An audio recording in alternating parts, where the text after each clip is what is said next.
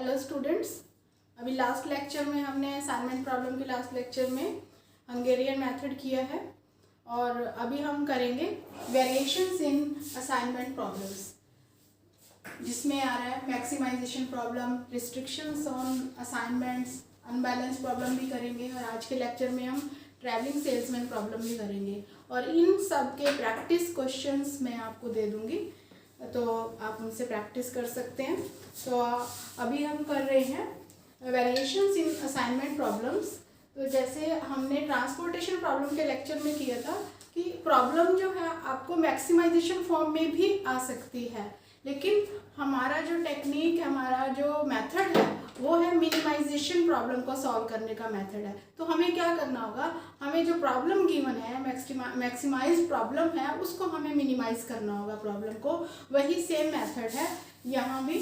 देखो क्वेश्चन है, एक साइंटिस्ट जो इंजीनियर्स है, साइंटिस्ट हैं, वो मेथड्स दे रहे हैं, 1 2 3 4 मेथड्स लगा रहे हैं और वर्क सेंटर्स पर प्रोडक्शन इंक्रीज हो रही है किसी प्रोजेक्ट की ABC 3 प्रोजेक्ट्स हैं। तो increase in production in units, ये यूनिट्स लिखे हैं।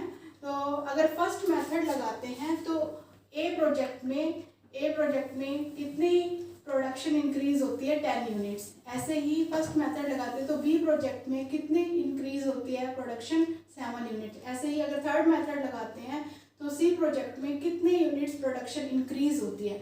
तो ये आपका इंक्रीज इन प्रोडक्शन मतलब मैक्सिमाइज प्रॉब्लम है। आपके पास सेल्स आ जाए, रेवेन्यू वर्ड आ जाए, प्रॉफिट वर्ड आ जाए, मतलब किस तरह से आपको प्रॉब्लम गिवन आई, यहाँ से आपको पता चल जाता है प्रॉब्लम की स्टेटमेंट से कि आपको मैक्सिमाइज प्रॉब्लम गिवन है, मिनिमाइज्ड है। तो ये मैक्सिमाइज्ड प्रॉब्लम है। तो हमने यहाँ करना ये है कि कौन से मेथड, कौन से यूनिट्स पर लगाएं कि मैक्सिमम प्रोडक्शन हो जाए। तो इसके लिए आपको पहले उसको मिनिमाइज करना है प्रॉब्लम को। जो हमने मेथड ट्रांसपोर्टेशन मेथड में लगाया था, ट्रांसपोर्टेशन प्रॉब्लम में वही सेम लगाना है। इसमें क्या करना है, आपको लार्जेस्ट एलिमेंट सर्च करना है। कौन सा लार्जेस्ट एलिमेंट है, ये ना 12। देखो लार्जेस्ट एलिमेंट, इसमें से बाकी सारे एलिमेंट्स माइनस कर देने हैं और ये मिनिमाइज्ड फॉर्म में आ जाएगी, हमारी मिनिमाइज्ड फॉर्म में आ जाएगी प्रॉब्लम, मिनिमाइज्ड। और कैसे मिनिमाइज हो जाएगी, देखो 1 2 3 4 ये मेथड्स हो गए। इधर हम ये प्रोजेक्ट्स लिख लेते हैं। वर्क सेंटर्स 12 में से 10 माइनस किया 2, ये 5 हो गया। 12 में से 8 माइनस किया 4 आ गया। ठीक है, ऐसे ही ये सभी एलिमेंट्स को 12 में से माइनस करना है। 4 3 5 5 0 और 6 और 2 2 और 12 में से 8 गया 4, ये आ गया। तो अब आपने ये देखना है, जैसे हमने ट्रांसपोर्टेशन प्रॉब्लम किया है, सेम वही चीज़ है। यहाँ भी बैलेंस्ड और अनबैलेंस्ड चेक करना है। यहाँ पे बैलेंस कब होता है, जब jobs is equal to persons हो, origins is equal to destinations हो। तो मतलब यहाँ पे मेथड्स इज इक्वल टू ये प्रोजेक्ट्स हो।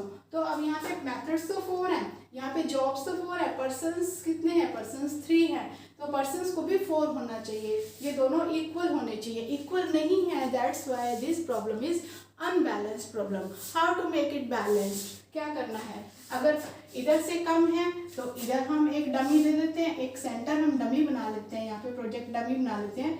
ABCD कंटिन्यूशन में आ गया, ब्रैकेट में लिख देना आपने डमी, और इसकी सारी एंट्रीज क्या दे देनी है, 0 0 दे देनी है। मान लिया इधर से कम होता तो 1 2 3, तो यहाँ पे हम 4 लिख देते और यहाँ पे सारी एंट्रीज 0 0 0 डाल देते, राइट। अब ये आपकी वही असाइनमेंट प्रॉब्लम बन गई जो हमने फर्स्ट लेक्चर में किया। क्या किया था फर्स्ट लेक्चर में, स्टेप 1 क्या था हमारा, स्टेप 1 में क्या था कि रो में से मिनिमम एलिमेंट निकाला और सभी में से माइनस कर दिया। रो में मिनिमम एलिमेंट 0 है, सब में माइनस किया, यही आएगा, इसमें भी यही आएगा, ये भी सेम आएगी, ये भी सेम आएगी।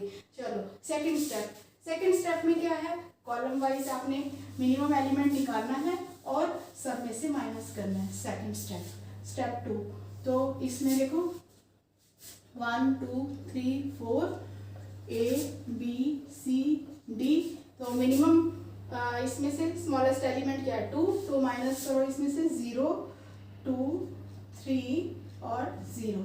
इसमें मिनिमम एलिमेंट है ही 0, तो 5 3 0 2।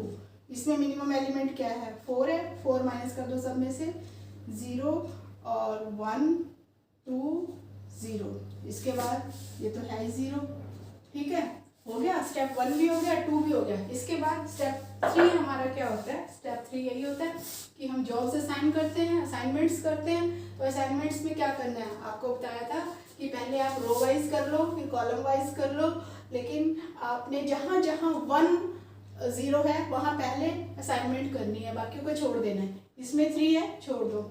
इसमें कितना है, 1 0 है, इसको कर दो। तो इसके पैरेलल में देखो, और इसमें हॉरिजॉन्टली और वर्टिकली कोई और जीरोस है तो उनको कैंसिल कर दो। हॉरिजॉन्टली कोई और जीरो नहीं है, वर्टिकली ये जीरोस हैं, इनको कैंसिल कर दो। अब इसमें नेक्स्ट में एक ही जीरो बचा, ठीक है, इधर कोई और है नहीं, इधर था कैंसिल हो गया ऑलरेडी। इसमें 2 है, छोड़ देंगे इसको। अब हम कॉलम वाइज चलेंगे, कॉलम वाइज चले, इसमें 2 है, छोड़ देते हैं। इसमें ऑलरेडी हो चुकी है, इसमें भी 2 है, छोड़ देते हैं। इसमें हो चुकी है। अब हमारे पास टाई आ गई कि दोनों में 2 2 है। चलो आप किसी को भी कर सकते हो, कोई प्रॉब्लम नहीं है।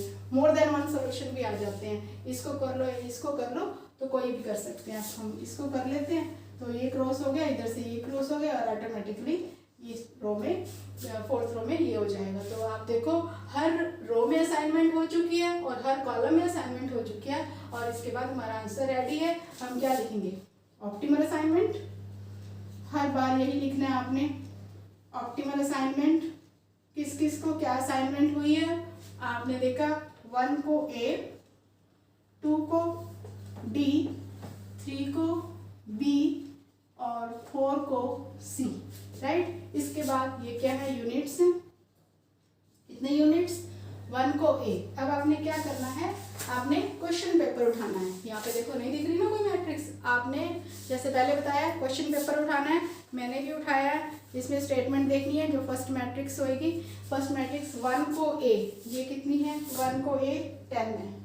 फिर 2 को D 0, डमी वाला था।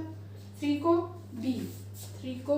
B 12 है, और 4th को C 8 है। तो इसका आंसर आ गया 30, ये आंसर आ गया 30 यूनिट्स। तो इस तरह से ये क्वेश्चन कंप्लीट हो गया। इस क्वेश्चन में हमने क्या क्या कर लिया, देखो, मैक्सिमाइजेशन प्रॉब्लम थी, उसको मिनिमाइज कर लिया, और बैलेंस नहीं थी, उसको बैलेंस कर दिया, और हमने फिर उससे आंसर निकाल दिया। एक चीज़ और है, वेरिएशंस इन असाइनमेंट प्रॉब्लम में, रिस्ट्रिक्शंस ऑन असाइनमेंट। कई बार क्या होता है कि कुछ रिस्ट्रिक्शंस गिवन होती है आपको असाइनमेंट में, कि यहाँ पे ये तो हो ही नहीं सकता। जैसे आपको गिवन, मान लिया यही ले लो, एक हमें मैट्रिक्स गिवन है, तो इसमें क्या है, मान लिया यहाँ पे ये इन्फिनिटी साइन लगा हुआ है, ये इन्फिनिटी भी लग सकता है साइन, क्रॉस भी दिख सकता है आपको, डैश भी दिख सकता है। जहाँ जहाँ ये साइन लगा होगा मीन्स वो जो है वो रिस्ट्रिक्टेड एंट्री है, उस एंट्री पे कुछ नहीं है, आपको उस एंट्री को यूज नहीं करना है। रिस्ट्रिक्टेड मीन्स जैसे प्रोहिबिटेड एरियाज होते हैं, रिस्ट्रिक्शंस होती हैं, मीन्स इसको आपने यूज ही नहीं करना है। आप ऐसे मान के चलो कि इस कॉलम में ये 3 ही एंट्रीज हैं, इनको ही डील करना है, इसको भूल जाओ, मत सोचो इसके बारे में, दिस इज रिस्ट्रिक्टेड। ऐसे ही इसमें भी इसको मत सोचो इसके बारे में, दिस इज रिस्ट्रिक्टेड। ये होता है रिस्ट्रिक्शंस इन असाइनमेंट प्रॉब्लम्स। तो ऐसा करके कोई भी क्वेश्चन आ जाता है जहाँ जहाँ रिस्ट्रिक्शंस होते हैं उनको आप भूल जाओ, और बाकी सब कुछ जैसे हमने किया है सेम वही मेथड, पहले रो में मिनिमम एलिमेंट, फिर कॉलम में मिनिमम एलिमेंट निकाल के सबको माइनस कर दिया, फिर जॉब्स असाइन कर दिए। अगर नहीं होती हैं तो हंगेरियन मेथड लगा देते हैं। हंगेरियन मेथड क्या था कि जितने भी जीरोज हैं सबको क्या है, डॉटेड लाइन से कवर कर देना है। अगर dotted line less than number of जो टोटल जॉब्स एंड असाइंस है, या जो डॉटेड लाइन है less than dimension of the matrix है, तो फिर आप क्या करेंगे, आगे जो बाकी बची हुई एंट्रीज हैं उनमें से स्मॉलेस्ट एलिमेंट निकाल कर बाकी सभी में से माइनस कर देना। किस किस में से, जो लेफ्ट है, जिन जो डॉटेड लाइन से कवर नहीं हुई है उनमें से माइनस, जो एक बार कवर हुआ है उसको एज इट इज छोड़ देना है, जो डबल कवर हो गया मीन्स क्रॉस लग गया प्लस हो गया उनमें प्लस कर देना है, और फिर से आपके पास एक मैट्रिक्स तैयार हो जाती है, और उसको आपने फिर 0 से जॉब असाइन कर देनी है, असाइनमेंट कर देनी है। और अगर ये एक बार करने से नहीं होता है, ऐसा नहीं है, अभी मैंने जो क्वेश्चन किया था पिछले लेक्चर में, लास्ट लेक्चर में, वो एक बार हंगेरियन मेथड लगाने से हो गया था। ऐसा भी हो सकता है कि आपको 2 बार लगाना पड़े, एक बार लगाने के बाद भी जॉब्स असाइन ना हो, आपको सेकंड टाइम लगाना पड़े। ऐसा भी हो सकता है कि सेकंड टाइम लगाने के बाद भी ना हो तो थर्ड टाइम लगाना पड़े, जैसे कि सेम ट्रांसपोर्टेशन प्रॉब्लम में था। क्यों है ऐसे 2 बार 3 बार 4 बार क्यों है? एक्चुअल में क्या होता है, स्टार्टिंग में वही कंसेप्ट पे चलो, लीनियर प्रोग्रामिंग के कंसेप्ट पे, सिंप्लेक्स मेथड, ट्रांसपोर्टेशन, उसी कंसेप्ट पे चलो। स्टार्टिंग में क्या होता है, इनिशियल बेसिक फिजिबल सॉल्यूशन होता है, उसके बाद क्या होता है, ये इटरेटिव मेथड्स हैं, सक्सेसिव इंप्रूवमेंट्स होती हैं। हो सकता है पहली बार ही आपके पास मिनिमम कॉस्ट आ जाए ट्रांसपोर्टेशन में, हो सकता है आपको 2 या 3 बार मोदी मेथड लगाना पड़े। सक्सेसिव इंप्रूवमेंट्स इटरेटिव मेथड्स हैं ये। ऐसे ही असाइनमेंट प्रॉब्लम में भी हंगेरियन मेथड इटरेटिव मेथड्स है। हो सकता है फर्स्ट टाइम आ जाए आपके पास, हो सकता है 2 या 3 बार आपको लगाना पड़े। तो इस तरह से फाइनली आपके पास जब हर रो में और हर कॉलम में जॉब असाइन हो जाती है, उसके बाद आपको ऑप्टिमल असाइनमेंट लिखना है और क्वेश्चन पेपर में से आपने उनकी वैल्यूज लिखनी है, उनका टोटल करना है, वो आपका फाइनल आंसर आ जाएगा। तो एक अब लास्ट हमारे पास रह गया है इस टॉपिक में असाइनमेंट प्रॉब्लम्स में, ट्रैवलिंग सेल्समैन प्रॉब्लम। तो देखो वो करते हैं, ट्रैवलिंग सेल्समैन प्रॉब्लम। अपने माइंड में सोचो क्या होती है ट्रैवलिंग सेल्समैन प्रॉब्लम, किसकी प्रॉब्लम है? सेल्समैन की प्रॉब्लम है। कहाँ कहाँ होते हैं सेल्समैन? शॉप्स पे होते हैं ना सेल्समैन। और ट्रैवलिंग सेल्समैन, ये शॉप पे नहीं है सेल्समैन, ये कहाँ पे है? ये ट्रैवल कर रहा है। किस टाइप के ये जो सेल्समैन ट्रैवल करते हैं? फॉर एग्जाम्पल MR होते हैं, मेडिकल रिप्रेजेंटेटिव्स, है ना, वो क्या करते हैं, डिफरेंट सिटीज़ में जाते हैं, उनका एरिया उनको मिला होता है, ये 4 सिटी मिले हुए हैं, ये 5 सिटीज़ मिले हुए हैं, उनमें जाके उन्होंने जो है मेडिकल शॉप्स पे जाके मिलना है। दवाइयों वाली कंपनियां जो हैं वो MRs रखती हैं। तो सोचो थोड़ा इस बारे में। तो हम अब करेंगे ट्रैवलिंग सेल्समैन प्रॉब्लम।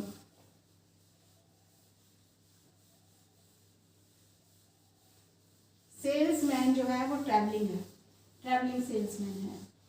उसकी प्रॉब्लम ये है, क्या प्रॉब्लम है उसकी? उसकी प्रॉब्लम है कि उसके अंडर 5 सिटीज़ हैं। बहुत इंटरेस्टिंग टॉपिक है ये। उसके अंडर 5 सिटीज़ हैं, A1 A2 A3 A4 A5, right. उसको क्या करना है, एक रूट तैयार करना है। मतलब उसको अपने होम टाउन से निकलना है और वापस होम टाउन पे आना है। और क्या करना है, कोई भी सिटी क्रॉस डबल नहीं होना चाहिए, ना ही कोई सिटी छूटना चाहिए, ना ही कहीं से उसे 2 बार जाना है। हर सिटी सिंगल टाइम आना चाहिए। ऐसे नहीं कि पहले A से A2 पे गए, फिर A3 पे गए, फिर A1 पे आना पड़ा, फिर A4 पे गया, ऐसे नहीं। उसको एक रूट बनाना है। रूट आप समझते हो कि जिसमें कुछ भी रिपीट ना हो और ना ही कोई छूटना चाहिए कोई भी सिटी। तो इसमें जॉब और पर्सन्स दोनों ही सेम होते हैं। नंबर 1 ये चीज़ आपने नोट करनी है, जॉब और पर्सन्स दोनों सेम होंगे। मतलब क्या है कि आप A2 से A2 पे जाएगा, या A2 से A3 पे जाएगा, या A2 से A5 पे जाएगा, इसके बीच में क्या है, ये इफेक्टिवनेस है। ये आपको कॉस्ट लिखी है या किलोमीटर्स लिखे हैं, कुछ भी आपको लिखा हो सकता है कि किलोमीटर्स को, डिस्टेंस को मिनिमाइज करना है या कॉस्ट को मिनिमाइज करना है, कितना खर्च आ रहा है। इस क्वेश्चन में सपोज ये कॉस्ट लिखी है, तो ये यहाँ पे देखो ये इन्फिनिटी साइन लिखा है। इसका मतलब है कि ये रूट्स रिस्ट्रिक्टेड है। A1 to A1 रिस्ट्रिक्टेड हो गया ना, अपने शहर में है तो डिस्टेंस ट्रेवल ही नहीं करना है उसको। A2 से A2 ये भी रिस्ट्रिक्टेड हो गया। तो जितने भी आपको ट्रैवलिंग सेल्समैन प्रॉब्लम मिलेंगी तो ये डायगोनल एलिमेंट सारे रिस्ट्रिक्टेड होंगे, वहाँ पे नो एक्सपेंसेस होगा, ठीक है। तो एक्सपेंसेस कहाँ होगा, जहाँ वो एक सिटी से दूसरे सिटी में जाएगा। A2 यहाँ पे 5 है, ये 5 सिटीज़ हैं। अब आप ये बताओ 5 सिटीज़ हैं तो कितने पॉसिबल रूट्स हो सकते हैं, कितने पॉसिबल रूट्स हो सकते हैं 5 सिटी के लिए? आपने परम्यूटेशन कम्बिनेशन किया होगा, उसमें ये होता है ना, अगर सर्कल में ये रूट बन गया ना 1 2 3 4 5, वापस उसको वही 1 पे आना है, 3 से शुरू करना है, 3 4 5 2, वापस उसको 3 पे आना है। तो ये क्या, ये राउंड बन गया। परम्यूटेशन कम्बिनेशन में किया था आपने, अगर ये n number of the seats होती है तो अरेंजमेंट कितने टाइप से हो सकता है, n-1 फैक्टोरियल टाइप से हो सकता है। मतलब अगर ये 5 सिटीज़ हैं तो इसके 4 फैक्टोरियल रूट्स बन सकते हैं। 4 फैक्टोरियल का मतलब क्या है, 4 × 3 × 2 × 1, 4 3 × 12 2 24, इसके 24 रूट्स बन सकते हैं। तो 24 रूट्स में क्या वो जा कर रखेगा कि कौन से रूट में कितना खर्चा आया, कौन से रूट में कितना खर्चा आया, और लास्ट में किस रूट में मिनिमम एक्सपेंसेस हुए, मैं उस रूट से जाया करूँगा। ऐसा तो नहीं हो सकता ना, कोई भी नहीं करेगा ऐसा। लेकिन उसको बेस्ट रूट पता चलना चाहिए, बेस्ट रूट कौन सा है, किस रूट में उसका मिनिमम खर्च आएगा। तो ये क्या आप बता सकते हो कि उसका बेस्ट रूट कौन सा होगा ऐसे अंदाजे से, हिट एंड ट्रायल से? नहीं ना, आप नहीं बता सकते, कोई भी नहीं बता सकता। लेकिन आप कहोगे कि मैम का लेक्चर सुनने के बाद आप 5 मिनट में बता दोगे कि बेस्ट रूट कौन सा होगा, किस रूट से जाना पड़ेगा उसको। तो देखो 5 मिनट में हम निकालेंगे कि किस रूट से उसको जाना है जिससे उसका मिनिमम खर्च आएगा, और कितना आएगा हम ये भी बता देंगे कि कितना आएगा। देखो वही करना है असाइनमेंट प्रॉब्लम जो हमने किया है। पहले रो वाइज मिनिमम करना है, रो वाइज मिनिमम कर दिया मैंने। यहाँ पे देखो 1 इसका स्मॉलेस्ट एलिमेंट है, सब में से माइनस कर दिया ऐसे। यहाँ पे 2 स्मॉलेस्ट एलिमेंट है, ऐसे इसमें से 4 स्मॉलेस्ट एलिमेंट है, इसमें 5 है स्मॉलेस्ट एलिमेंट। ये जो A4 है, A4 में 4 है तो वो मैंने माइनस कर दिया है। A5 में 1 है। ये स्टेप 1 ये हो चुका है, मैंने कर दिया है जो हम पहले कर चुके हैं। अब इसके बाद हम स्टेप 2 कर रहे हैं। स्टेप 2 में A1 A2 A3 A4 A5, इधर भी यही लिख लेते हैं A4 A5। हाँ जी, इसमें कॉलम वाइज करना है। इसमें फर्स्ट कॉलम में मिनिमम 0 है तो इसको हम एज इट इज लिख लेंगे 4 4 8 0। देखो इन्फिनिटी के बारे में मैंने सोचा ही नहीं है कुछ, बाकी 4 में से देखा है कि मिनिमम क्या है 0 है, और इनमें से मिनिमम क्या है, यहाँ भी 0 पड़ा है मिनिमम, इसलिए ये एज इट इज आ जाएगा 0 2। और इसमें क्या है, इसमें मिनिमम 1 है, 1 माइनस कर देंगे हम इसमें से, सब में से 3 0 इन्फिनिटी 1 और 0। फिर इसमें से 0 ऑलरेडी 0 है, इसमें 6 6 0 इन्फिनिटी 7, और इसमें 0 ऑलरेडी है 0 0 3 1 इन्फिनिटी। ठीक है, अभी हमने कॉलम वाइज भी मिनिमम कर लिया। अब हमारी ये जो मैट्रिक्स है effectiveness matrix, this is ready for assignment. अब हम असाइनमेंट्स करेंगे। तो देखो पहले रो वाइज देखते हैं। इस रो में मिनिमम क्या है, एक ही रो 0 है, इसमें इन्फिनिटी के बारे में आपने सोचना नहीं है, बस बाकी एलिमेंट्स के बारे में सोचना है। इसमें क्या है, 1 है। ठीक है, इसको कर देती हूँ, तो यहाँ पे मैं क्रॉस कर दूंगी बाकी जीरोस। सेकंड में 1 है, इसमें इधर और इधर और कोई 0 है, यहाँ पे एक और 0 है, क्रॉस कर दिया। इसमें 1 है, कर देती हूँ, इधर और 0 चेक कर लेते हैं। इसमें 1 है, इसको कर देती हूँ। इस साइड वर्टिकली और हॉरिजॉन्टली कोई और 0, अब इसको भी ऐसे ही हम चेक कर लेते हैं। तो आप देखो हर रो में एक असाइनमेंट है और हर कॉलम में एक असाइनमेंट है। बट अब क्या पेंडिंग है, अब हमें चेक करना है कि क्या रूट बन गया। ये मिनिमम कॉस्ट है, ये तो हमारी मिनिमाइजेशन प्रॉब्लम सॉल्व करने का मेथड है। कॉस्ट ये मिनिमम आएगी, बट एक रिस्ट्रिक्शन है, कंस्ट्रेंट क्या है कि रूट बनना चाहिए। देखो अब यहाँ पे कैसे हुआ, A1 to A5, उसको फर्स्ट सिटी से 5th सिटी में जाना है। फिर उसके बाद क्या है, A2 to A3, फिर A3 to A4, फिर A4 to A2, फिर A5 से A1। बट मिनिमम कॉस्ट तो आ गई, लेकिन रेट ये रूट नहीं बना। मिनिमम कॉस्ट देखते हैं चलो कितनी है। ये फिर क्वेश्चन पेपर उठाएंगे। क्वेश्चन पेपर मतलब हमारी ये फर्स्ट जो मैट्रिक्स है ये क्वेश्चन पेपर वाली की है। तो A1 to A5 1, और A2 to A3 3, A3 to A4 4, और A4 to A2 4, और A5 to this 1 4 4 8 3 11 12 13, ये 13 रुपीज़ बन गया। ठीक है, 13 रुपीज़। तो मिनिमम कॉस्ट है, बट अब रूट देखो, A1 to A5 रूट नहीं बना ना, A2 to A3 to A4 to A2 इतना रूट बन रहा है, पार्शियल रूट बना है।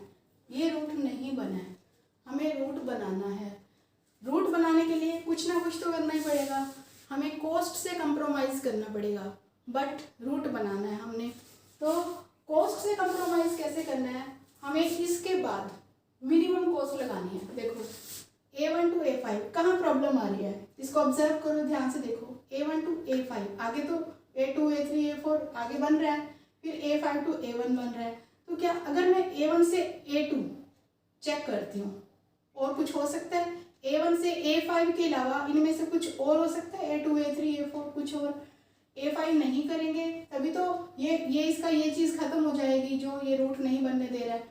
A5 को छोड़ दो, बाकी देखो ये भी इन्फिनिटी भी छूट गया, 1 3 6, इनमें से मिनिमम कॉस्ट क्या है, इनमें से मिनिमम 1 है, इसके बारे में सोचेंगे हम, मिनिमम 1 है इसके बारे में सोचेंगे। तो A1 to A2 दे दूँ, अगर मैं इसके बारे में सोचती हूँ, A1 to A2 दे दूँ तो A2 to A3 A3 to A4 A4 to A4 to फिर A4 to भी मुझे आगे सोचना है कि क्या करना है, A4 to A2 नहीं आना है क्योंकि A2 तो यहाँ पे आ गया। तो A4 to मैं देखती हूँ मेरे पास मिनिमम और क्या बचे हैं, A3 और A5। तो A3 से तो मेरा रूट नहीं बनेगा, तो A5 से बनेगा, तो मैं ये दे दूँगी A5 फिर A5 से A1, इस तरह से मेरा रूट बन सकता है। वन थिंग और, इसमें तो क्या था कि मिनिमम 1 जो है उससे रूट बन रहा है, ऐसा भी हो सकता है कि इस मिनिमम 1 से रूट ना बनता, हो सकता है यहाँ पे एंट्री, हो सकता है यहाँ पे एंट्री 3 होती और यहाँ पे 1 होती, तो फिर भी मैं 3 ही लेती क्योंकि मुझे रूट बनाना है। तो रूट बनाने के लिए कंप्रोमाइज़ करना पड़ता है। तो A1 to A2 के लिए, अब देखो A1 to A2 के लिए कैसे करेंगे, किस तरह से करना है ये मैं बना के दिखा रही हूँ आपको। A5 और A1 A2 A3 A4 A5, तो ये इन्फिनिटी 1 3 6, ये मैट्रिक्स फिर से लिखनी पड़ेगी हमें, 4 इन्फिनिटी 0 6 0 4 3 इन्फिनिटी 0 3 8 0 1 इन्फिनिटी 1 0 2 0 7 इन्फिनिटी। अब A1 to A5 नहीं देना है मुझे, A1 to A2 देना है।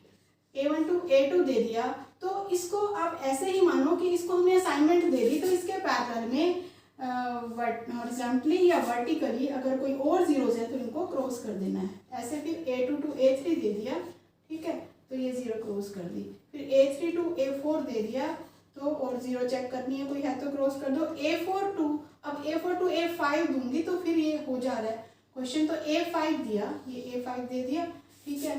फिर A5 to वापस A5 to, देखो A1 to A2 हो गया, A2 to A3 A3 to A4 A4 to A5, तो A5 से वापस कहाँ पे आ गया, A1 पे आ गया, ठीक है, ये हो गया आपका। तो अब आप देखो रूट बन गया, अब आपका रूट बन गया ये सारा, देखो A1 to A2 बन गया, A2 से A3 A3 से A4 और A4 से A5 और A5 से A1, ये रूट बन गया, रूट बन गया। अब कॉस्ट देखो क्या है, अब जैसे मैंने यहाँ पे कॉस्ट लिखी थी A1 to A2, इसी तरह से ये 1 लिख लो। फिर A2 to A3, ये यहाँ से मेन, यहाँ से नहीं देखनी है, अब यहाँ से आपने मेन वहाँ पे क्वेश्चन पेपर पे चलना है। A2 to A3 3 है, A3 to A4 4 है, A4 to A5 5 है, तो ये सारी आपने इस तरह से करनी है। और ये आपका जो कॉस्ट है ये आ जाएगी ₹15, पहले 13 आई थी और अब 15 आ गई। इसको वेरीफाई भी कर सकते हैं बच्चों, देखो कैसे, पहले आपकी 13 आई थी, अब यहाँ पे देखो आपने कहाँ कहाँ और असाइनमेंट दिए, 2 असाइनमेंट दिए 1 की, तो 13 + 14 + 15, 2 असाइनमेंट दिया 1 रुपीज़ की, यहाँ पे मान लिया 4 होता तो 4 और मैं ऐड कर लेती। तो इस तरह से आप वेरिफिकेशन भी कर सकते हैं। और फाइनली आपने क्या है, एक रूट तैयार कर दिया, आपने ट्रैवलिंग सेल्समैन की प्रॉब्लम सॉल्व कर दी है, उसको आपने मिनिमम कॉस्ट का एक रूट दे दिया है जिसमें ना तो वो सिटी रिपीट हो रहे हैं और ना ही कोई सिटी छूट रहा है, और मिनिमम कॉस्ट आएगी उसकी 15 रुपीज़। देखो अब ये तो थे 5 सिटीज, ठीक है, आपका सिलेबस यहाँ पे कंप्लीट हो जाता है असाइनमेंट प्रॉब्लम का। जो भी असाइनमेंट को प्रॉब्लम में मैक्सिमम टॉपिक्स हो सकते हैं वो सारे मैंने कवर कर दिए हैं आपके सिलेबस में, चाहे कितना भी है, कितना कैसा भी सिलेबस है, चाहे एमसीए का है, चाहे एमएससी का है, चाहे एमबीए का, कोई भी है, ये मैक्सिमम टॉपिक्स मैंने इन दोनों लेक्चर्स में करवा दिए हैं। वैसे एक हम थोड़ी जनरल डिस्कशन करना चाहती हूँ। देखो ये तो 5 सिटीज़ थे, मान लिया उसके पास 20 सिटीज़ होते हैं तो क्या करते हैं? 20 सिटीज़ होते हैं, आपके माइंड में क्वेश्चन आ रहा है कि ये 20 सिटीज़ होते तो फिर क्या करते? आप 20 की टेबल बनाते ऐसे। मान लिया, चलो आप में से कोई हिम्मत वाला स्टूडेंट होगा कि 20 की टेबल बना लेगा, ऐसे 20 सिटीज़ लिख लेगा और ये क्वेश्चन कर लेगा, मान लिया। चलो अगर 50 सिटीज़ होते तो फिर क्या करते? फिर तो आप भी हाथ खड़े कर देते, नहीं हो सकते 50 सिटीज़ का, तो प्रॉब्लम कैसे सॉल्व करते? आप क्या सोच रहे हो? प्रॉब्लम को अनसॉल्व छोड़ दिया जाता है? ऐसा तो हो नहीं सकता ना कि अनसॉल्व छोड़ दें प्रॉब्लम को। तो ये प्रॉब्लम कैसे सॉल्व होती? ये प्रॉब्लम सॉल्व होती कंप्यूटर साइंस से। There is the best combination of mathematics and computer science. I am NET qualified in mathematics and PhD in computer science. I am also teaching the computer science classes. तो वहाँ पे क्या होता है, हम programming करवाते हैं बच्चों को, programming in C++, Java, .NET, ये सब करते हैं। तो जब प्रोग्रामिंग करते हैं, सॉफ्टवेयर बनाते हैं, तो उसमें क्या होता है, इन फॉर्मूलाज का सॉफ्टवेयर बनता है। ये जो स्टेप्स है ना, इनकी प्रोग्रामिंग हो जाती है। फिर आप क्या करते हैं, जितना टाइम आपने लगाया ना 5 सिटीज़ को करने में, इतना टाइम तो वो 100 सिटीज़ को करने में भी नहीं लगाएगा। सिर्फ आपने उसको ये डाटा डालना है और सिटीज़ डालने हैं और आपके पास आंसर आ जाएगा कि कितनी कॉस्ट होगी और रूट क्या होगा। ये प्रोग्रामिंग होती है। जैसे सम ऑफ द नेचुरल नंबर्स, बिल्कुल छोटे छोटे फॉर्मूलाज से हम बच्चों को प्रोग्रामिंग करना सिखाते हैं C में, जैसे C++ में कि एरिया का फॉर्मूला, सरकमफ्रेंस का formula, sum of n natural number, sum of the squares of n natural numbers. तो इसी तरह से ये लीनियर प्रोग्रामिंग प्रॉब्लम में भी जितने भी मेथड्स हैं, ट्रांसपोर्टेशन प्रॉब्लम है, ये जो बाकी सिंप्लेक्स मेथड है, उसमें क्या 3 वेरिएबल्स होते हैं या 4 वेरिएबल्स होते हैं। तो प्रैक्टिकली तो ऐसा नहीं होता है कि हमेशा ही 3 वेरिएबल्स हों या हमेशा ही 3 कंस्ट्रेंट्स हों या 4 कंस्ट्रेंट्स हों। कंस्ट्रेंट्स तो नंबर ऑफ द कंस्ट्रेंट्स होते हैं, 100 कंस्ट्रेंट्स भी हो सकते हैं, कितने भी हो सकते हैं। तो वो सारा डेटा डाल के प्रोग्रामिंग होती है हर क्वेश्चन की, और फिर उसको क्या करते हैं, कंप्यूटर साइंस से, कंप्यूटर से उसको सॉल्व किया जाता है और आपके पास बेस्ट रूट और बेस्ट वैल्यू आ जाती है, मिनिमाइज कॉस्ट आ जाती है। तो ये क्या है, आप सोचोगे फिर तो आपको तो सीखने की ज़रूरत नहीं है, किसी को भी सीखने की ज़रूरत नहीं है, कंप्यूटर ही कर लेगा। बट जो प्रोग्रामिंग करता है पहले उसको ये मेथड आना चाहिए। प्रोग्रामिंग करने का मतलब आप उसको डायरेक्शंस दे रहे हैं, आप स्टेप बाय स्टेप लिख रहे हैं कि सबसे पहले आपने स्टेप 1 करना है, स्टेप 1 की प्रोग्रामिंग करेंगे, फिर स्टेप 2 के लिए कोडिंग लिखेंगे, फिर स्टेप 3 के लिए कोडिंग लिखेंगे। पहले आपको आना चाहिए, तो ये यहाँ पे मेथड सिखाया जाता है। ओके, तो in this way, this completes the assignment problem topic. Thank you.